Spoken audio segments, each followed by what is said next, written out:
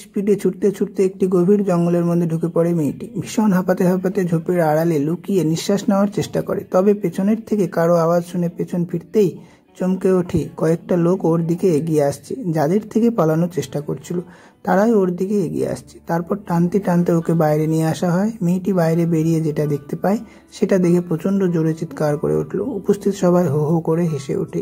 মেয়েটির চোখ দুটি দিয়ে অনবরত জলের ধারা বেয়ে চলেছে। উপস্থিত সবার কাছে মেয়েটি হাত জোর করে অনুরোধ করছে, কিন্তু ওর কথা কেউ শুনছে না। ঠিক তখনই একটা আওয়াজ মেয়েটির কানে এসে পৌঁছায়, আর মেয়েটা প্রচণ্ড জোরে চিৎকার করে ওঠে, না না না না না না। শিবানী মানসিক হাসপাতাল, রাত 12টা। ধুর, 103 নম্বর বেডের পাগলিটা আবার চিৎকার শুরু করেছে রাতের বেলা। এরা নিজেরাও ঘুমাবে না আর সুস্থ মানুষকেও ঘুমাতে দেবে না। রাতের নাইট ডিউটিতে থাকা শিউলি খুব বিরক্ত হয়ে গজগজ করতে করতে বলল, আসলে সবেমাত্র চোখ লেগেছিল, তখনই চিৎকার শুনে ঘুমটা ভেঙে যায়। চুপ করো শিউলি স্যার, যদি একবার শুনতে পান তোমার অবস্থা খারাপ হয়ে যাবে। পাশের থেকে দীপালি শিউলিকে বলে উঠল, শুনতে পেলে পাবে, পাগলিকে পাগলি বলবো না তো কি বলবো? শিউলি মুখ বেঁকিয়ে বলল, না মেরো না, মেরো না, মেরো না, মেরো না। কাদো কাদো গলায় কুকড়ে বেডের উপর বসে বলল, উফ, জ্বালিয়ে মারলো, চলো তো গিয়ে দেখি। শিউলি হাই তুলতে তুলতে উঠে দাঁড়িয়ে পড়ল।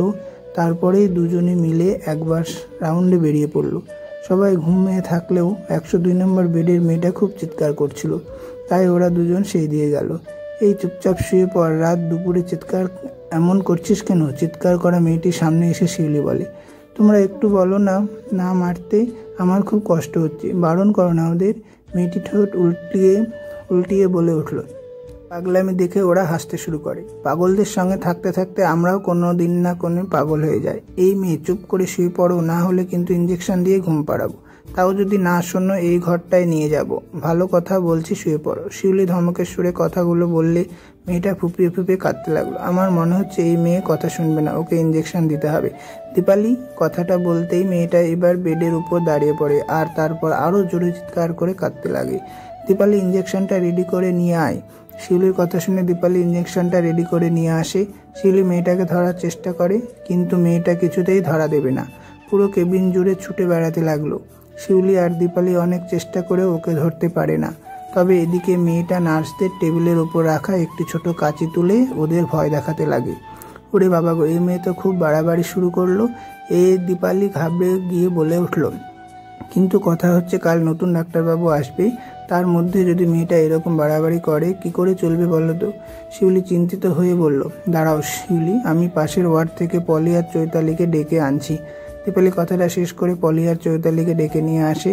তারপর ওরা 4 জন মিলে কোনো মতে মেয়েটিকে ধরে ঘুমের ইঞ্জেকশন দিয়ে দেয়। তবে কালকে যেহেতু নতুন ডাক্তারবাবু আসতে চলেছেন, তাই উল্টোপাল্টা কিছু ওনার সামনে ঘটুক তা কেউ চায় না। তাই ওরা 4 জন মিলে চিন্তাভাবনা করে মেয়েটাকে বেশ কিছু দূরে একটা বন্ধ ঘরের ভেতর বেডের ওপর শুয়ে দিয়ে দরজা বন্ধ করে দেয়। অংশু, তোর ভাই কি উঠলো নাকি আমাকে গিয়ে ডেকে তুলতে হবে?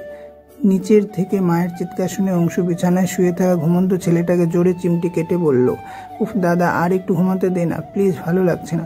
ছেলেটা ভীষণ বিরক্ত হয়ে উঠল, তুই যদি এখন না উঠিস তাহলে তোর মা উপরে উঠে আসবে। দাদার কথা শুনে ছেলেটা হুড়মুড় করে উঠে বসে। আচ্ছা ঠিক আছে, অত ভয় দেখাতে হবে না, আমি উঠে পড়েছি। ছেলেটা বিছানায় উঠে বসে চোখ দুটো রগড়াতে রগড়াতে বলল, লোকে শুনলে হাসবে যে আজকে ডাক্তার হিসেবে হসপিটালে জয়েন করতে চলেছে, সে কিনা এত ভয় পায় মাকে। যা, লেট করিস না, বাবা কিন্তু লেট করা একদম পছন্দ করে না। অংশ কথাটা বলে রেডি হতে শুরু করে। দাদার কথা শুনে ওয়াশরুমে চলে গেল ছেলেটা। তারপর দুজন মিলে রেডি হয়ে নিচে এসে ব্রেকফাস্ট করে। সুমিত্রা দেবী নিজের হাতে সমস্ত কিছু বানিয়েছেন। খাওয়া শেষ করে মাকে প্রণাম করে দুজন বেরিয়ে পড়ে। শিবানী মানসিক হাসপাতালের সামনে গাড়ি এসে থামতেই অংশু নেমে আসে। হাসপাতালের বাইরে সমস্ত ডাক্তার, নার্স আর স্টাফেরা ফুলের তোড়া হাতে নিয়ে দাঁড়িয়ে রয়েছে। কিছু জনের হাতে বড় বড় পোস্টার, সেখানে লেখা আছে ওয়েলকাম ডাক্তার অনির্বাণ সেনগুপ্ত। অনির্বাণ গাড়ি থেকে নামতেই সবাই এসে ওকে ওয়েলকাম করে ফুলের তোড়া হাতে দেয়। অনির্বাণ সবার সাথে হেসে হেসে কথা বলছিল। অংশু বলে ওঠে, আমার মনে হয় কাজের সময় কাজ করাটাই বেশি জরুরি। হ্যাঁ জানি, নতুন কেউ এসেছে, তাকে ওয়েলকাম করতে হবে, কিন্তু তার মানে কাজটা ভুলে গিয়ে নয়। তুই একদম ঠিক বলেছিস অংশু, সবাই নিজের নিজের কাজে যাও। অতীন্দ্রবাবুর কথায় সবাই এক এক করে না হসপিটালের ভেতরে চলে যায়। ওয়েলকাম মাই সান। অংশু, অনির্বাণের আজ প্রথম দিন, তুমি ওকে সবটা বুঝিয়ে দিও। অতীন্দ্রবাবু অনির্বাণের কাঁধে হাত দিয়ে কথাটা বলে। অংশুকে উদ্দেশ্য করে বলে, তুমি চিন্তা করো না বাবা, আমি বুঝিয়ে দেব। অংশু হাসি মুখে কথাটা বলে তারপর তিনজনে একসাথে ভেতরে চলে আসেন।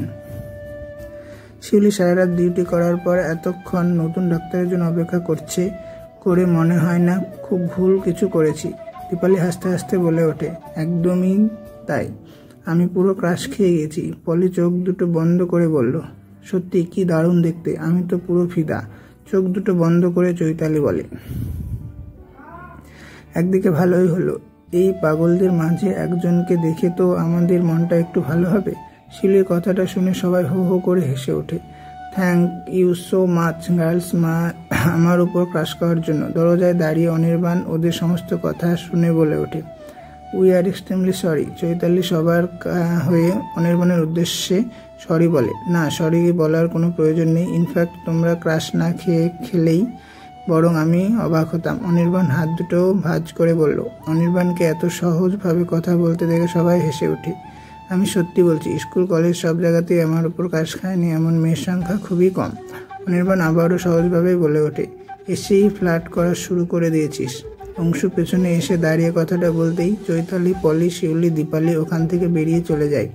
প্লিজ দাদা, আর যাই হোক আমি তোর মতন একরকম গম্ভীর ডাক্তারবাবু হতে পারবো না। আমি অনির্বাণ সেনগুপ্ত, যেখানেই যাব আমাকে পছন্দ করে এমন মানুষের সংখ্যা ভরে যাবে। অনির্বাণ হেসে হেসে বলে ওঠে, সেসব ঠিক আছে, কিন্তু কাজটা মন দিয়ে করতে হবে ভাই। চল তোকে কিছু মানুষের সঙ্গে পরিচয় করিয়ে দিই।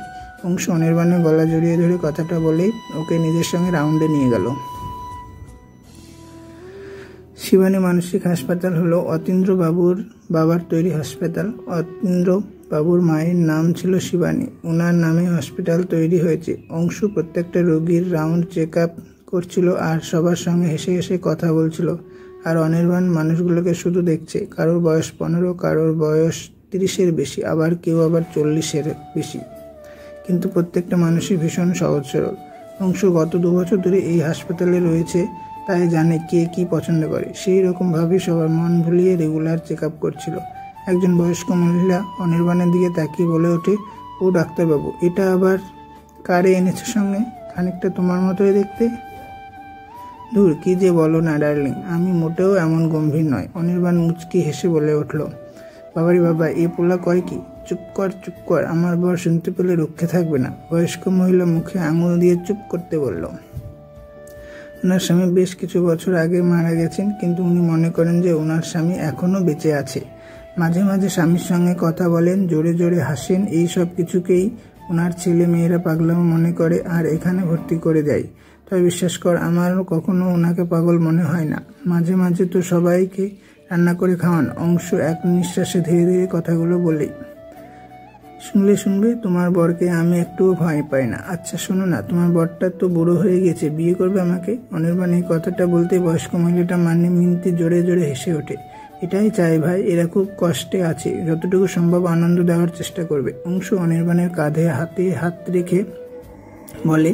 অনির্বাণবাবু মাথা নাড়ল, তারপরে একে একে সবার কাছে গিয়ে অনির্বাণ মজার কথা বলতে থাকে। সবাই হাসতে শুরু করে। এত হাসাহাসি শুনতে পেয়ে অতীন্দ্রবাবুর বাধ্য হয়ে নিজের কেবিন থেকে বেরিয়ে আসেন। তারপর অংশ এবং অনির্বাণকে নিজের কেবিনে ডেকে পাঠান। অনির্বাণ, তুমি হয়তো ভুলে যাচ্ছ, তুমি একজন ডাক্তার। হ্যাঁ জানি, একটু হাসাহাসি করাটাও ঠিক আছে, তবে তাই বলে চিকিৎসা করার সময় যদি তুমি হাসাহাসি করতে থাকো তাহলে ওরা কি তোমার কথা শুনবে? অতীন্দ্রবাবু অংশ আর অনির্বাণ কেবিনে আসতেই গম্ভীরভাবে জিজ্ঞাসা করে।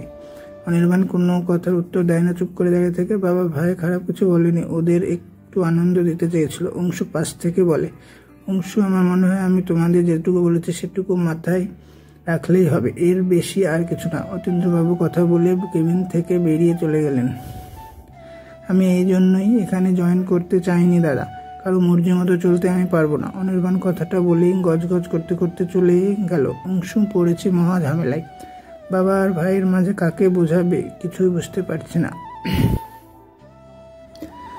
প্রথম দিনটা এভাবেই কেটে গেল। বাবার সাথে মনোমালিন্য। অনির্বাণের চিরকালের সেই ছোট্ট থেকে ও যা করতে চেয়েছে, তেমনভাবে চলতে চেয়েছে। অতীন্দ্রবাবু সবসময় ওকে উল্টোভাবে চলতে বলেছেন। অনির্বাণ ঠিক করে নিয়েছে যে এখানে প্রত্যেকটা মানুষকে নিজের মতো করে চিকিৎসা করবে। কথাগুলো ভেবে কেবিন থেকে বেরিয়ে এগিয়ে যেতেই গেলে কিছুটা দূরে একটা বন্ধ ঘরের দরজার আওয়াজ শুনতে পায়। বেশ অবাক হয়ে সেদিকে ধীর পায়ে এগিয়ে যায়। বদ্ধ ঘরের ভেতর থেকে আওয়াজ আসতে বুঝতে পেরে অনির্বাণ তাড়াতাড়ি দরজাটা খুলে দিল। ভেতরে একজন মেয়ে দাঁড়িয়ে ফুপে ফুপে কাঁদছে। তার পরনে পেশেন্টের পোশাক দেখতে পেরে অনির্বাণ বুঝতে পারে মেয়েটি এখানকার পেশেন্ট। অনির্বাণ কিছু জিজ্ঞাসা করতে যাবে তখন মেয়েটি অজ্ঞান হয়ে পড়ে যায়। অনির্বাণ অবাক হয়ে মাটিতে ঝুঁকে মেয়েটার হাত ধরে নার্ভস চেক করলো। তারপর মেয়েটিকে কোলে তুলে সামনের বেডে বসিয়ে দেয়। তারপরে নার্স নার্স বলে চিৎকার করতে একজন নার্স শেষে উপস্থিত হন। অনির্বাণ তাকে জল নিয়ে আসতে বলে।